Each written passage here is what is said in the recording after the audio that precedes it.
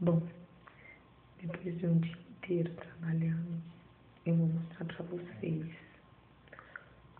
São exatamente 20 horas. Exatamente 20 horas e 43 minutos. E eu queria mostrar pra vocês o que me aguarda agora, depois de um dia inteiro de trabalho, ter ido pro culto.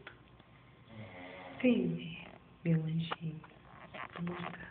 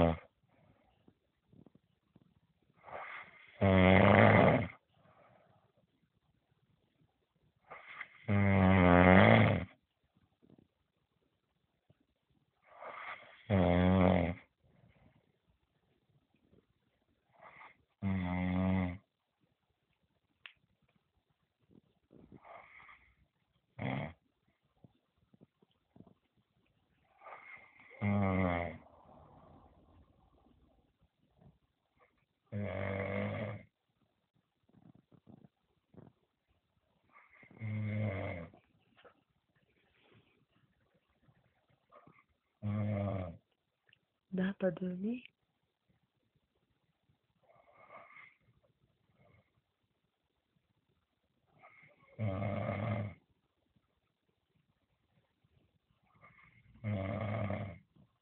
Ô, dá pra dormir desse jeito? Pelo amor de Deus, hein?